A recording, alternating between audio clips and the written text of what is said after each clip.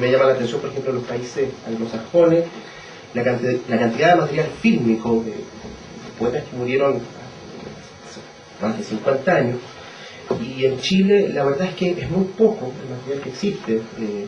Hay poetas que a uno le gustaría verlos en una conversación, como Eduardo Anguita o Enrique Lin, ¿no? Una conversación más distendida, porque bueno, esto es un poco la memoria viva, ¿no? Lo que era la persona con sus gestos, con sus ademanes, con los énfasis de la voz, y eso es bastante único, así que simplemente emoción, recuerdo del amigo. Floribert, tú fuiste amigo de Tequila durante muchos años. ¿Podrías contarnos cuáles son los momentos más poéticos que tú recuerdas de tu relación con él? Saqué los anteojos para hablar, después me di cuenta de que se usan más para mirar. Mira, yo creo que lo más, no sé si curioso, interesante, que puede contarle un viejo a los jóvenes en mi relación con Teillier, es el momento en que lo conocí. Y que me dejó definitiva, total y eternamente picado. Lo primero que me produjo fue pica. Yo tenía 10 años, esto tuvo que ser en el verano del 47 para el 48, y por lo tanto él tenía 12, y era tradicional que cuando mi padre nos venía a buscar con mis hermanas a Victoria, donde estudiábamos con el abuelo Floridor y Eudocia, el viejo nos dejaba estampado ahí con la palabra, como hacían los padres antiguos: no se muevan y no nos movíamos. Y él bajaba a conversar con alguien. Pero esa vez, esta persona con la que tradicionalmente bajaba a conversar, ahora subió al coche y venía con un flacucho, así tanto, seguramente más largo que yo, o más, y poquito más alto que mi hermana Mirta, que también tenía 12 años. Entonces los viejos Fernando y Tomás se pusieron a conversar, con Fernando Teillier, por supuesto, su padre, su abuelo, y Jorge le puso a conversar con mi hermana Mirta, y a mí no me pescaron ni como el conductor del tren que pasaba ahí. Entonces, pero eso tampoco a mí me alarmaba ni me preocupaba mucho, porque a este chiquillo yo le tenía pica desde más chico aún, porque en la casa uno siempre hace alguna barbaridad, alguna torpeza, y ahí le sacan. Cuando uno tiene hermanos mayores, tu hermano, en este caso no había hermanos distinguidos en mi familia, ni primos, así que se acordaban de esta especie de niño maravilla, que era el hijo del compañero Fernando, o del amigo Fernando. Y de manera que a mí no me alarmó mucho eso. Pero el momento de despedirnos, un tren parará unos 10 minutos, paraba en ese tiempo el Lautaro, si es que no tenía serio y hay que echarle agua, qué sé yo.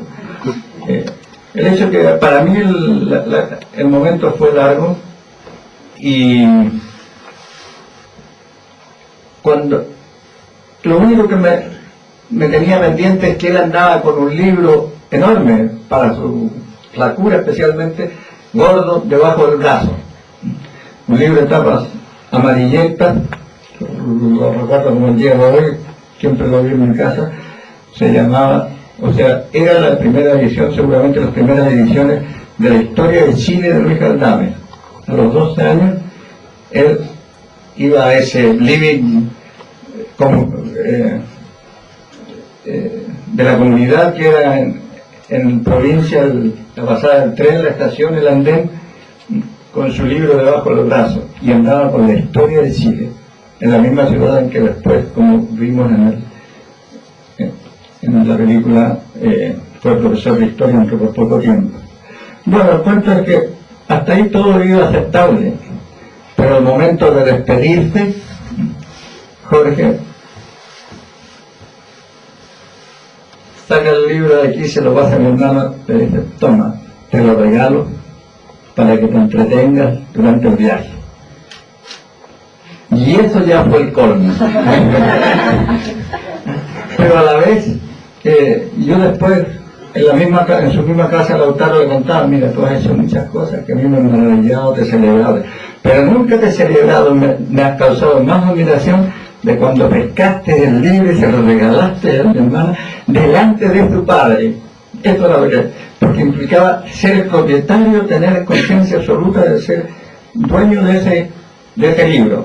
Claro, nosotros podíamos ir a la biblioteca, al menos yo pescaba un libro, sacarlo y después iba y lo dejaba ahí.